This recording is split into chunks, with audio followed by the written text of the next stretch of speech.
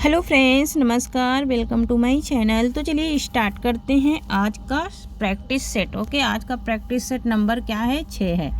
Okay, अब तक के हमारे 5 प्रैक्टिस सेट कंप्लीट हो चुके हैं, तो मेरे चैनल पे जा कर के आप लोगों को मिल जाएंगे वो प्रैक्टिस सेट। ठीक है। ओके, यहाँ पर पहला क्वेश्चन है, इसमें मैंने जो चौथी नंबर क्वेश्चन चौथा प्रैक्टिस सेट करवाया था उसमें 30 क्वेश्चन ही थे, 30 क्वेश्चन ही करवाया था मैंने, जबकि 100 क्वेश्चन का एक प्रैक्टिस सेट होता है। तो यहाँ पर निम्नलिखित में से तत्सम शब्द कौन सा है? तो यहाँ पर सीखा क्या है? तत्सम शब्द है। ओके, सीखा क्या है? तत्सम शब्द है। ओके, नेक्स्ट क्वेश्चन है हमारा, देशज शब्द छांटिए। देशज शब्द को छांटना है। ओके, देशज शब्द कौन सा है? उसे हमें छांटना है। ओके, क्या तारीख है, या डिबिया है, या सूरज है, या फिर जन्म है? क्या है इसका राइट आंसर? देशज शब्द का राइट आंसर हो जाएगा हमारा डिबिया। ओके, डिबिया हमारा क्या है? देशज शब्द है। जो देसी शब्द होते हैं उन्हें ही देशज शब्द कहा जाता है। ठीक है। दूसरा क्वेश्चन नंबर 33 है कि विदेशज शब्द छांटना है। अब विदेशी शब्द बताना है। यहाँ पर चश्मा, जूता, जीभ, वायु। ओके, यहाँ पर चश्मा, जूता, जीभ, वायु। ओके, राइट आंसर क्या हो जाएगा इसका? विदेशज शब्द बताना है। विदेशों से जो विदेश से चीज़ें आई हैं उन्हें विदेशज शब्द, तो चश्मा हमारा क्या है? विदेशज शब्द है। ओके, नेक्स्ट क्वेश्चन देखेंगे, निम्नलिखित शब्दों में से तद्भव शब्द को पहचानिए। ओके, तद्भव शब्द को पहचानना है। क्या नासिका है, या फिर बच्चा है, या फिर ग्रीष्म है, या फिर लक्ष्मी है? ओके, क्या हो जाएगा इसका राइट आंसर? ओके, इसका राइट आंसर क्या हो जाएगा? क्या नासिका है, क्या बच्चा है, या फिर ग्रीष्म, या फिर लक्ष्मी? तो इसका राइट आंसर हो जाएगा हमारा क्या? Option number B. Option number B right answer हो जाएगा बच्चा। बच्चा हमारा क्या है? तद्भव शब्द है। ओके, नेक्स्ट क्वेश्चन है हमारा कि नेक्स्ट क्वेश्चन है 35 नंबर क्वेश्चन है कि निम्नलिखित में से किस वाक्य में अपादान कारक है? किस वाक्य में अपादान कारक है? तो अपादान कारक का चिन्ह होता है से अलगाव, मतलब कि जो चीज़ किसी से अलग होती है उसे कहते हैं से अलगाव, है ना। तो यहाँ पर ये से चिन्ह के द्वारा अलग होने की बात होती है किसमें? अपादान कारक में। ओके, लेकिन एक और होता है करण कारक, कि जिसका भी चिन्ह क्या होता है? से ही होता है। से के द्वारा इसमें क्रिया होती है, से के द्वारा इस कारक में क्रिया होती है, लेकिन इसमें से के द्वारा क्या होती है? क्रिया होती है, लेकिन अपादान में अलग होने की बात होती है। ओके, तो यहाँ पर है पहला ऑप्शन है, ऑप्शन नंबर ए है कि वह कुल्हाड़ी से वृक्ष काटता है। ठीक है, वह कुल्हाड़ी से वृक्ष काटता है, वह भूख से बेचैन है, लड़का पेड़ से गिरा, साधुओं की संगत से बुद्धि सुधरती है। ठीक है, तो यहाँ पर साधुओं की संगत से बुद्धि सुधरती है, इसमें भी कोई ये भी अलग होने की बात नहीं हो रही है। कुल्हाड़ी से वृक्ष काटा जा रहा है तो यहाँ पर भी क्रिया हो रही है, लेकिन लड़का पेड़ से गिरा, है ना। तो लड़का पेड़ से गिर के पेड़ से अलग हो गया, है ना। तो यहाँ पर अलग होने के योग्य में अपादान कारक है। ओके, नेक्स्ट है हमारा कि 36 नंबर क्वेश्चन है कि अधिकरण कारक का विभक्ति चिन्ह कौन सा है? अधिकरण कारक का विभक्ति चिन्ह बताना है। तो कर्ता ने, कर्ता का विभक्ति चिन्ह होता है ने, कर्म का होता है को, करण का अभी बताया मैंने, करण का से के द्वारा होता है। ठीक है, और संप्रदान का क्या होता है? तो संप्रदान का के लिए, अपादान का से अलगाव। ठीक है, अधिकरण है यहाँ पर, तो अधिकरण का क्या हो जाएगा? तो अधिकरण का में पर चिन्ह होता है, में पर होता है। ठीक है, तो यहाँ पर इसका राइट आंसर हो जाएगा में और पर, है ना। तो यहाँ पर अधिकरण मीन्स होता है आधार, है ना। जैसे कि कमरे में बच्चे बैठे हैं, या फिर मैं कमरे में बैठा हूँ, तो ये में क्या है? आधार है। में क्या है? चिन्ह है, और कमरा क्या है? आधार है। नेक्स्ट है हमारा 37 नंबर क्वेश्चन है कि निम्नलिखित में से पुल्लिंग शब्द का चयन करें। हंसिनी, तपस्विनी, परोपकारिणी, या फिर तेजस्वी। ओके, यहाँ पर पुल्लिंग शब्द को बताना है। तो हंसिनी क्या होती है? हंसनी होती है ना, तपस्विनी होती हैं, परोपकारिणी होती लेकिन तेजस्वी राजा होता है, तेजस्वी होती नहीं, तेजस्वी राजा होता है, इसलिए ये पुल्लिंग शब्द है। शीशम शब्द का लिंग क्या होगा? शीशम शब्द का लिंग क्या होगा? क्या पुल्लिंग है या स्त्रीलिंग है या फिर दोनों हैं या फिर नपुंसक लिंग है? ओके, तो शीशम क्या है? एक प्रकार का पेड़ है, ठीक है, एक प्रकार का शीशम क्या है? पेड़ है, इसलिए ये क्या हो जाएगा? पुल्लिंग हो जाएगा। ओके, नेक्स्ट क्वेश्चन देखेंगे कि घटा शब्द का बहुवचन रूप कौन सा है? घटा शब्द का बहुवचन रूप कौन सा है? क्या घटाओ है या फिर घटाए है या फिर घटाए है या फिर घटाइयाँ है? ओके, इसका राइट आंसर क्या हो जाएगा? तो यहाँ पर ना तो घटाओ होगा, ना घटाए होगा, ना घटाइयाँ होगा, यहाँ पर राइट आंसर क्या हो जाएगा? तो राइट आंसर हो जाएगा हमारा घटाए। घटाएँ हमारा इसका राइट आंसर हो जाएगा, इसका बहुवचन घटा का बहुवचन घटाए हो जाएगा। ओके, नेक्स्ट क्वेश्चन देखेंगे कि नेक्स्ट क्वेश्चन है कि अनिवर्णीय शब्द का सही अर्थ क्या है? अनिवर्णीय शब्द का अनिवर्णीय शब्द का सही अर्थ क्या है? मन को आनंदित करने वाला, तो यहाँ पर डी नंबर सही हो जाएगा, जो वाणी द्वारा व्यक्त ना किया जा सके। यहाँ पर नेक्स्ट क्वेश्चन है, क्वेश्चन नंबर 41 है कि अर्ध कथानक क्या है? जीवनी है, आत्मकथा है, संस्मरण है या फिर रिपोर्टाज है? ओके, क्या हो जाएगा इसका राइट आंसर? तो इसका राइट आंसर हो जाएगा हमारा आत्मकथा। अर्ध कथानक क्या है? एक आत्मकथा है। ओके, ब्राह्मण के संपादक थे, ब्राह्मण एक पत्र था, इसके संपादक कौन थे? क्या बालमुकुंद गुप्त थे? क्या बालमुकुंद गुप्त थे, किशोरी लाल गोस्वामी थे या फिर बालकृष्ण भट्ट थे? ओके, या फिर प्रताप नारायण मिश्र थे? ओके, क्या हो जाएगा इसका राइट आंसर? तो इसका राइट आंसर हो जाएगा क्या? प्रताप नारायण मिश्र। ओके, ये प्रताप नारायण मिश्र थे ब्राह्मण पत्र के संपादक, और ये कहाँ से संपादित होता था? तो कानपुर से संपादन होता था इसका। ओके, नेक्स्ट क्वेश्चन है कि शकुंतला नाटक का खड़ी बोली गद्य में अनुवाद किसने किया? ओके, शकुंतला नाटक का खड़ी बोली गद्य में अनुवाद किया था, किसने किया था? राजा शिव प्रसाद सितारे हिंद ने किया था या फिर राजा लक्ष्मण सिंह ने किया था या फिर भारतेंदु हरिश्चंद्र ने किया या फिर गिरधर दास ने किया? क्या हो जाएगा इसका राइट आंसर? तो यहाँ पर राइट आंसर इसका हो जाएगा कि शकुंतला नाटक का, जो शकुंतला नाटक है उसका हिंदी खड़ी बोली में अनुवाद राजा लक्ष्मण सिंह ने किया था। किसने किया था? राजा लक्ष्मण सिंह ने किया था। ओके, नेक्स्ट क्वेश्चन है हमारा, निम्नलिखित में से किस कृति के लेखक रामविलास शर्मा हैं? हिंदी के विकास में अपभ्रंश का योगदान या फिर दूसरी परंपरा की खोज या फिर छायावाद या फिर भाषा और समाज? ओके, क्या हो जाएगा इसका राइट आंसर? तो यहाँ पर इसका राइट आंसर हो जाएगा हमारा ऑप्शन नंबर डी हो जाएगा, भाषा और समाज। भाषा और समाज के लेखक हैं Ramvilas Sharma. Okay, next question number 45 है कि भारतेंदु ने अपना बलिया वाला ऐतिहासिक व्याख्यान दिया था, अपना जो बलिया में इन्होंने व्याख्यान दिया था वो कब दिया था? वो डेट हमको बतानी है। क्या 1880 ईस्वी में या फिर 1874 ईस्वी में या फिर 1884 ईस्वी में या फिर 1882 ईस्वी में? तो यहाँ पर राइट आंसर क्या हो जाएगा इसका? तो इसका राइट आंसर हो जाएगा हमारा ऑप्शन नंबर सी हो जाएगा, 1884 ईस्वी में। 1884 ईस्वी में इन्होंने बलिया में अपना ऐतिहासिक व्याख्यान दिया था, मतलब कि भाषण दिया था। नेक्स्ट क्वेश्चन है 46 नंबर क्वेश्चन है कि सूरदास किस काल के कवि हैं? रीतिकाल के या फिर भक्ति काल के या फिर आधुनिक काल के या इनमें से किसी भी काल के नहीं हैं?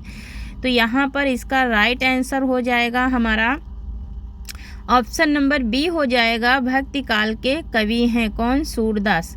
निषाद बांसुरी की रचना विधा है, निषाद बांसुरी जो रचना है वो कि उसकी विधा क्या है? कहानी है, रेखा चित्र या फिर संस्मरण या फिर ललित निबंध है? क्या हो जाएगा इसका राइट आंसर? ओके, तो इसका राइट आंसर हो जाएगा हमारा ऑप्शन नंबर डी, ललित निबंध। निषाद बांसुरी क्या है? ललित निबंध है। ओके, नेक्स्ट क्वेश्चन है हमारा, प्रेमचंद का एक सशक्त उपन्यास गोदान है।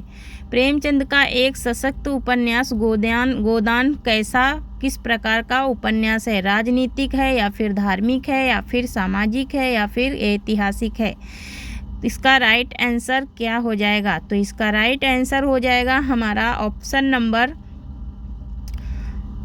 नंबर सी हो जाएगा, सामाजिक उपन्यास है। यह एक सामाजिक उपन्यास है। नेक्स्ट क्वेश्चन है हमारा 49 नंबर क्वेश्चन है कि शिशुपाल वध के रचनाकार हैं। क्या भामा हैं या फिर भारवी हैं या फिर कुंतक हैं या फिर मांग हैं? ओके, क्या हो जाएगा इसका राइट आंसर? शिशुपाल वधम के रचनाकार कौन है? शिशुपाल वध यहाँ पे लिखा है, लेकिन इसका नाम संस्कृत में शिशुपाल वधम कहते हैं। ये संस्कृत की ही रचना है, ठीक है।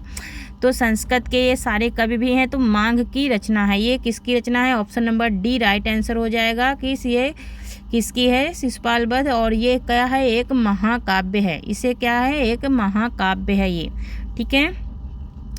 नेक्स्ट क्वेश्चन है, क्वेश्चन नंबर 50 है, श्री हर्ष का ग्रंथ है हित हरिवंश है या फिर नैषद काव्य है या फिर रजत तरंगिणी है या फिर मेघदूतम है? क्या हो जाएगा इसका राइट आंसर? तो यहाँ पर राइट आंसर बताना है कि श्री हर्ष का ग्रंथ कौन सा है। तो ऑप्शन नंबर बी राइट हो जाएगा, नैषद काव्य ही इनका क्या है? श्री हर्ष का ग्रंथ है। अखरावट, नेक्स्ट क्वेश्चन है 51 नंबर, अखरावट काव्य कृति के रचयिता हैं। क्या मलिक मोहम्मद जैसी हैं या फिर कुतुबन है या फिर मंजन है या फिर उस्मान है? ओके, क्या हो जाएगा इसका राइट आंसर? तो इसका राइट आंसर हो जाएगा हमारा मलिक मोहम्मद जैसी, है ना। मलिक मोहम्मद जैसी की रचना है अखरावट, ठीक है। अखरावट पद्मावत बहुत ज़्यादा पूछी जाने वाली रचना है, मोस्ट इम्पॉर्टेंट ये रचनाएं हैं। कोणार्क नाटक की रचना किसने की? मोहन राकेश ने या फिर जगदीश चंद्र माथुर ने या फिर भुवनेश्वर ने या फिर रामकुमार वर्मा ने? तो यहाँ पर जगदीश चंद्र माथुर की ये रचना है कोणार्क नाटक, ठीक है। कोणार्क नाटक किसकी रचना है? तो जगदीश चंद्र माथुर की रचना है। Option number B right answer हो जाएगा, ठीक है। नेक्स्ट क्वेश्चन है हमारा 53 नंबर क्वेश्चन है कि मथुरा, आगरा, धौलपुर और ग्वालियर आदि क्षेत्र में निम्नलिखित में से कौन सी बोली बोली जाती है? तो क्या खड़ी बोली बोली जाती है या फिर अवधी बोली जाती है या फिर बांगरू बोली जाती है या फिर ब्रज भाषा बोली जाती है? क्या हो जाएगा इसका राइट आंसर? तो यहाँ पर कौन सी बोली जाती है? बांगरू बोली जाती है। नेक्स्ट क्वेश्चन है 54 नंबर क्वेश्चन है कि राजस्थान में अनेक बोलियां बोली जाती हैं। वाक्य में बोलियां शब्द क्या है? स्त्रीलिंग है या फिर बोली है या फिर भाषा है या फिर पुल्लिंग है? ओके, क्या हो जाएगा इसका राइट आंसर? तो इसका राइट आंसर क्या हो जाएगा? यह एक भाषा है, ओके। नेक्स्ट क्वेश्चन है हमारा, प्रथम विश्व हिंदी सम्मेलन वर्ष ...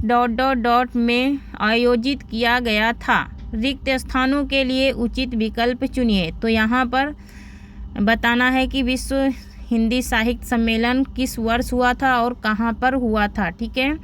तो यहाँ पर इसका राइट आंसर हो जाएगा हमारा ऑप्शन नंबर ए हो जाएगा 1975 में। 1975 में हुआ था। और कहाँ हुआ था? 1975 में हुआ था। और कहाँ हुआ था? तो ये नागपुर में हुआ था। कहाँ हुआ था? तो ये नागपुर में हुआ था। ऑप्शन नंबर ए राइट आंसर हो जाएगा। ऑप्शन नंबर ए इसका राइट आंसर हो जाएगा। नेक्स्ट क्वेश्चन देखेंगे, लौकिक संस्कृत और अभ्रंश हिंदी भाषा का उचित विकास क्रम है। रिक्त स्थानों के लिए उचित विकल्प चुनिए। मतलब कि ये जो ... स्थान दिया है, यहाँ पर कौन सा आंसर आएगा? क्या वैदिक भाषा पाली है या फिर पाली प्रकट है या फिर प्रकट पाली है या फिर संस्कृत प्रकट है? ओके, तो यहाँ पर पाली और प्रकट, option number B right answer हो जाएगा। पाली और प्रकट है, ठीक है। नेक्स्ट क्वेश्चन है हमारा 57 नंबर क्वेश्चन है कि हिंदी का मानक रूप किस भाषा से विकसित हुआ? हिंदी का मानक रूप किस भाषा से विकसित हुआ? क्या अवधी से हुआ या फिर ब्रज से हुआ या फिर खड़ी बोली से या फिर मालवी से हुआ? ठीक है, तो यहाँ पर राइट आंसर क्या हो जाएगा? हिंदी का मानक रूप कहाँ से विकसित हुआ? तो खड़ी बोली से विकसित हुआ था। ठीक है, नेक्स्ट क्वेश्चन देखेंगे कि हिंदी भारत की ... सही विकल्प का चयन कर वाक्य पूर्ण करें। भारत की राजभाषा है या फिर मूल भाषा है या फिर राष्ट्रभाषा है या फिर अंतर्जयी भाषा है? क्या हो जाएगा इसका राइट आंसर? अंतर्राज्यीय भाषा है या अंतर्राज्यीय भाषा है। ओके, तो यहाँ पर इसका राइट आंसर हो जाएगा हमारा क्या? राजभाषा है ना। हिंदी हमारे भारत की क्या है? राज्य भाषा है। ओके, नेक्स्ट क्वेश्चन है हमारा 59 नंबर है कि ब्राह्मी से किस लिपि की उत्पत्ति हुई है? ब्राह्मी से किस लिपि की उत्पत्ति हुई है? क्या गुरमुखी की या फिर खरोष्टी की या फिर कैथी की या फिर देवनागरी की?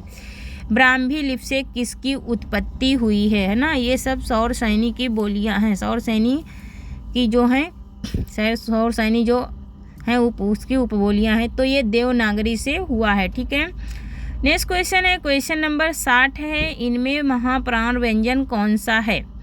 क्या ता है या फिर दा है या फिर भा है या फिर माँ है ना।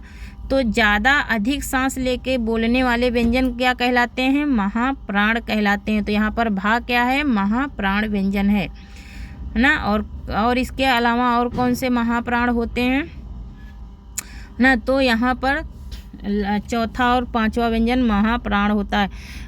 कला और बूढ़ा चांद के लेखक हैं। कला और बूढ़ा चांद के लेखक हैं रामधारी सिंह दिनकर, सुमित्रा नंदन पंत या फिर सूर्यकांत त्रिपाठी निराला या फिर नंदुलारे वाजपेयी। ओके, क्या हो जाएगा इसका राइट आंसर? कला और बूढ़ा चांद। तो कला और बूढ़ा चांद के लेखक कौन है? सुमित्रा नंदन पंत हैं। और इनकी एक बहुत ज़्यादा रचना प्रसिद्ध है, कौन सी? लोकायतन। और इनकी रचना कौन है? पल्लो है। और पल्लो को क्या कहते हैं? छायावाद का घोषणा पत्र भी कहा जाता है। ठीक है, नेक्स्ट क्वेश्चन है 62 नंबर क्वेश्चन है कि ऐतिहासिक काव्य महाराणा का महत्व किसकी रचना है? क्या जयशंकर प्रसाद की या प्रेमचंद की या वियोगी हरि की या फिर श्रीधर पाठक की?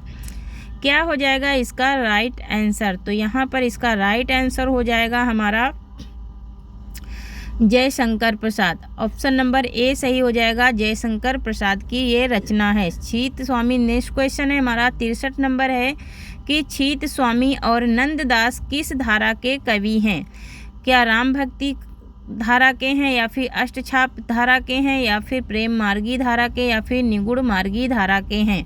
तो यहाँ पर इसका राइट आंसर हो जाएगा अष्टछाप धारा के कवि हैं। कौन? छीत स्वामी। नेक्स्ट क्वेश्चन है हमारा 64 नंबर है कि भाषा विनय पत्रिका की भाषा क्या है? ठीक है, विनय पत्रिका की भाषा बतानी है। और मोस्ट इम्पॉर्टेंट ये क्वेश्चन है, ये तुलसीदास की रचना है विनय पत्रिका। ठीक है, इसकी भाषा बहुत ज़्यादा पूछी जाती है। तो यहाँ पर इसकी भाषा हो जाएगी क्या? ब्रज भाषा है ना। ये तुलसीदास की रचना है और ये ब्रज भाषा में लिखी गई है। ये कई बार एग्जाम में रिपीट हो चुकी है, इसलिए ये मोस्ट इम्पॉर्टेंट क्वेश्चन बन चुका है। ओके, नेक्स्ट क्वेश्चन है हमारा विनय पत्रिका की भाषा क्या है? तो ब्रज है। नेक्स्ट क्वेश्चन है हमारा 65 नंबर क्वेश्चन है कि स्वच्छंदतावाद की विशेषता नहीं है। नहीं पूछ रहा है, छायावाद में जो स्वच्छंदतावाद लागू किया गया था उसकी विशेषता पूछ रहा है। प्रकृति प्रेक्षण या फिर प्रेम चित्रण या फिर कथा गीत प्रयोग या फिर ब्रज भाषा में रचना।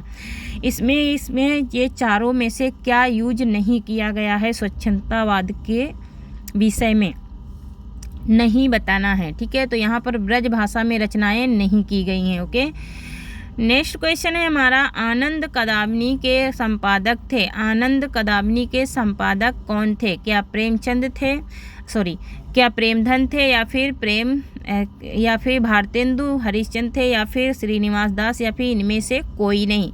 तो यहाँ पर कौन थे?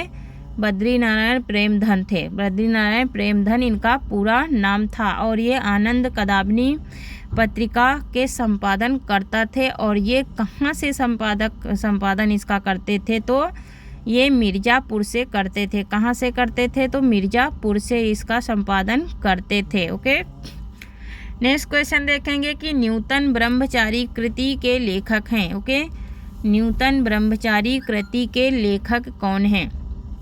तो न्यूटन ब्रह्मचारी के श्रीनिवास दास या फिर बाल मुकुंद गुप्त या फिर किशोरीलाल गोस्वामी या फिर बालकृष्ण भट्ट। ओके, क्या हो जाएगा इसका राइट आंसर?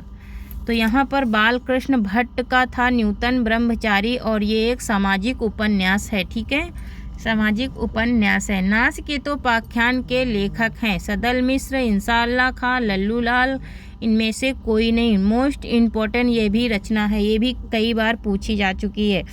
तो यहाँ पर इसका राइट आंसर क्या हो जाएगा? तो इसका राइट आंसर हो जाएगा option number A, Sadal Mishra. Okay, Sadal Mishra ने नाचकेतोपाख्यान की रचना की थी। नेक्स्ट क्वेश्चन है हमारा कि संस्कृति के 4 अध्याय किसकी रचना है? संस्कृति के 4 अध्याय किसकी रचना है? क्या अज्ञेय की है या फिर मुक्तिबोध की है या फिर जयशंकर प्रसाद की या फिर दिनकर की है? क्या हो जाएगा इसका राइट आंसर? ओके, तो इसका राइट आंसर हो जाएगा रामधारी सिंह दिनकर। रामधारी सिंह दिनकर की रचना है संस्कृति के 4 अध्याय। और उर्वशी पे इसे क्या मिला था? इन्हें साहित्य अकादमी भी मिला था उर्वशी, जबकि जयशंकर प्रसाद की भी रचना है और इनकी भी है। ओके, नेक्स्ट क्वेश्चन है हमारा 70 नंबर क्वेश्चन है कि अस्मद शब्द के पंचमी विभक्ति में दिए हुए रूपों में कौन सा गलत है? क्या मत गलत है या फिर आवाभ्याम गलत है या फिर अस्मत् गलत है या फिर अस्माभ्याम गलत है? क्या हो जाएगा इसका राइट आंसर? इसका राइट आंसर क्या हो जाएगा? तो इसका राइट आंसर हो जाएगा हमारा ऑप्शन नंबर डी हो जाएगा। ये अस्माभ्याम ऐसे नहीं लिखा जाएगा। ठीक है, तो ये इस तरह से लिखा जाएगा। ठीक है, अस्माभ्याम। ओके, अस्माभ्याम इस तरह से लिखा जाएगा। नेक्स्ट क्वेश्चन है हमारा कि बकरी नाटक के रचयिता हैं। बकरी नाटक के रचयिता कौन है? मोहन राकेश, उपेंद्र नाथ अश्क या फिर हमीद तनवीर या फिर सर्वेश्वर दयाल सक्सेना। तो यहाँ पर राइट आंसर क्या हो जाएगा? तो यहाँ पर राइट आंसर हो जाएगा हमारा डी नंबर का राइट आंसर हो जाएगा क्या? सर्वेश्वर दयाल सक्सेना। सर्वेश्वर दयाल सक्सेना क्या हैं? बकरी नाटक के रचयिता हैं। निम्नलिखित में से कौन भक्तिकाल की रामाश्रयी शाखा के कवि हैं? कौन से भक्तिकाल के रामाश्रयी शाखा के कवि हैं? सूरदास, मीराबाई, जयसी या फिर तुलसी। तो रामाश्रयी में कौन आते हैं? तो यहाँ पर राइट आंसर हो जाएगा हमारा option number D. Option number D हो जाएगा तुलसीदास। ऑप्शन नंबर डी हो जाएगा तुलसीदास हैं। ओके, रामाश्रयी काव्यधारा के कवि। निम्नलिखित वाक्य में शुद्ध है, शुद्ध वाक्य बताना है। मतरम नीलेते कृष्णा या फिर मातरी नीलेते कृष्णा या फिर मतु नीलेते कृष्णा या फिर मात्रा नीलेते कृष्णा। तो यहाँ पर option number C right answer हो जाएगा, मातु रेड़ते कृष्णा।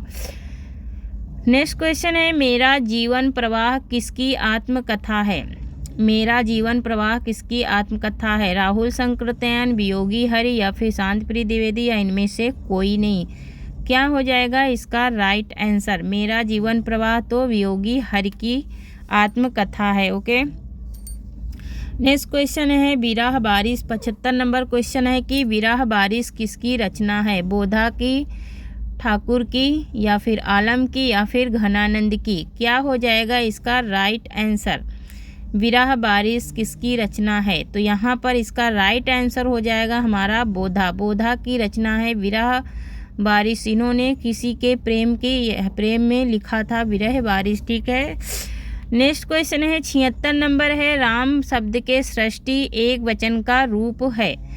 रामो, रामस्य, रामे, रामेशु। ओके, तो यहाँ पर राइट आंसर क्या हो जाएगा? सृष्टि एक वचन का रूप बताना है। रामः, रामम, रामाय, है ना, रामाय। तो इस तरह से क्या करना है हमें? क्या करना है? पढ़ना है। पहले वचन के सारे प्रथमा विभक्ति और द्वितीय के सबके पढ़ना। तो षष्ठी विभक्ति का क्या हो जाएगा? रामस्य हो जाएगा। क्या हो जाएगा? रामस्य, है ना। चक्र प्राणी में कौन सा समास है? चक्र को धारण करने वाला, है ना, चक्र को धारण करने वाला अर्थात कौन है?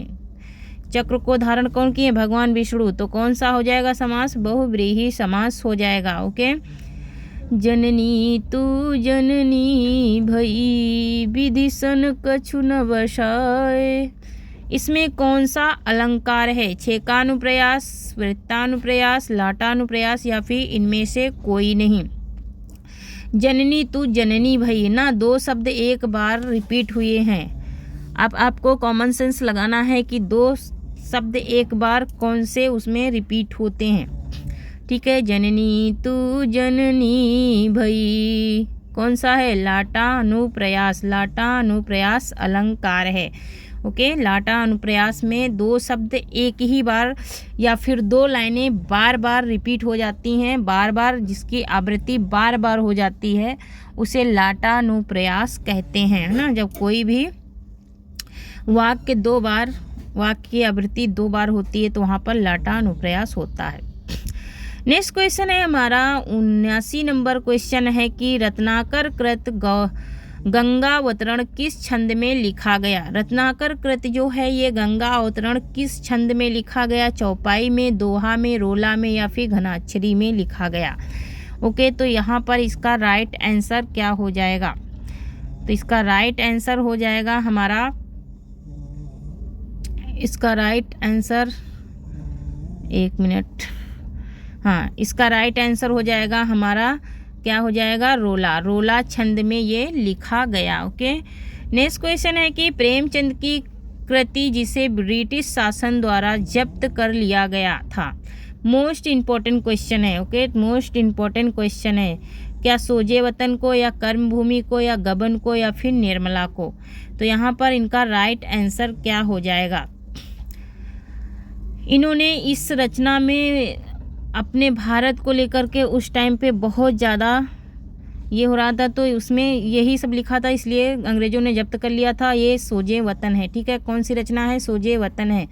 नेक्स्ट क्वेश्चन है 81 नंबर है कि सरदार पूर्ण सिंह की किन्हीं हिंदी रचना है? सरदार पूर्ण सिंह की हिंदी रचना कौन सी है? अविचल ज्योत या फिर खुले मैदान या फिर मेरा साईं या फिर आचरण की सभ्यता? ओके, क्या हो जाएगा इसका राइट आंसर? तो इसका राइट आंसर हो जाएगा हमारा आचरण की सभ्यता, और यह एक निबंध है, यह एक निबंध विधा है। आचरण की सभ्यता ना, आचरण की सभ्यता क्या है? एक निबंध है। ओके, नेक्स्ट क्वेश्चन है हमारा मोस्ट इम्पोर्टेंट क्वेश्चन है, भूतनाथ उपन्यास के रचयिता कौन है? भूतनाथ उपन्यास के रचयिता रामकृष्ण दास या फिर जगमोहन सिंह या फिर देवकी नंदन खत्री या फिर गोपाल राम गहमरी? तो यहाँ पर जो देवकी नंदन खत्री हैं यही भूतनाथ के क्या हैं?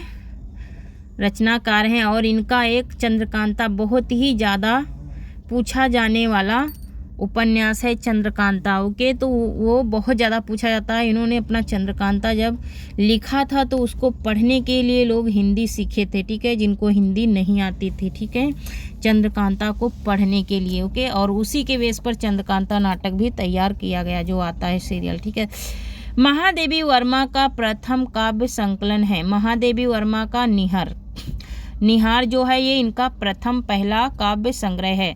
लोकैतन के रचयिता हैं सूर्यकांत त्रिपाठी निराला या फिर बालकृष्ण भट्ट, बालकृष्ण शर्मा, नवीन। तो यहाँ पर कौन है? सुमित्रा नंदन पंत। सुमित्रा नंदन पंत हैं लोकैतन के रचनाकार। भक्ति काल के किस कवि ने संस्कृत को छोड़कर भी संस्कृत शास्त्रीय परंपरा का निर्वहन किया? ओके, संस्कृत को छोड़कर भी उन्होंने इसका निर्वहन किया। जैसी, सूरदास, तुलसी या फिर नंददास? क्या हो जाएगा इसका राइट आंसर? तो इसका राइट आंसर हो जाएगा तुलसीदास। तुलसीदास ने ही किया था। ध्रुव चरित्र में किस भाषा का प्रयोग किया है? ध्रुव चरित्र में किस भाषा का प्रयोग किया गया है? खड़ी बोली का, पाली का, संस्कृत का या फिर ब्रज भाषा का? क्या हो जाएगा इसका राइट आंसर? तो ब्रज भाषा का प्रयोग किया गया है। कविता के लिए खड़ी बोली के पक्ष में आंदोलन की शुरुआत किसने की थी? कविता के लिए खड़ी बोली के पक्ष में क्या प्रेमधन ने या फिर भारतेंदु ने या फिर जगन्नाथ दास रत्नाकर ने या फिर अयोध्या प्रसाद खत्री ने? तो अयोध्या प्रसाद खत्री ने किया था।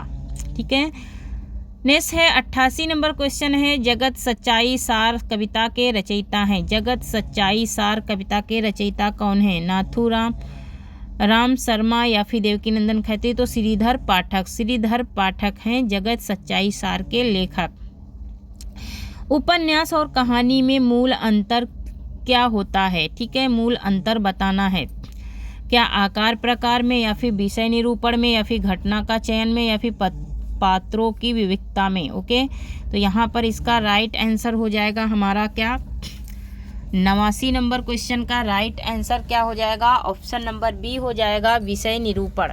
विषय निरूपण का अंतर होता है। निम्नलिखित में से किस लेखक को ज्ञानपीठ पुरस्कार नहीं मिला? ओके, ज्ञानपीठ पुरस्कार किस लेखक को नहीं मिला? क्या नरेश मेहता को, या फिर दिनकर को, या फिर नागार्जुन को, या फिर निर्मल वर्मा को? तो नागार्जुन को ज्ञानपीठ पुरस्कार नहीं मिला था। ओके, नेक्स्ट क्वेश्चन है हमारा, उज्ज्वल का सही संधि विच्छेद होगा? उत्धन ज्वल, उजधन ज्वल, उज्जधन वल, उजुधन ज्वल, है ना? तो यहाँ पर इसका राइट आंसर क्या हो जाएगा? तो इसका राइट आंसर हो जाएगा हमारा ऑप्शन नंबर ए, उत्धन ज्वल। और यह एक व्यंजन संधि है। यह क्या है? व्यंजन संधि है। यह व्यंजन संधि है। नेक्स्ट क्वेश्चन हमारा है क्वेश्चन नंबर 92 है कि दिगंबर का सही संधि विच्छेद होगा, है ना? दिगंबर का सही संधि विच्छेद क्या होगा? तो दिक्धन अंबर, ये भी व्यंजन संधि है।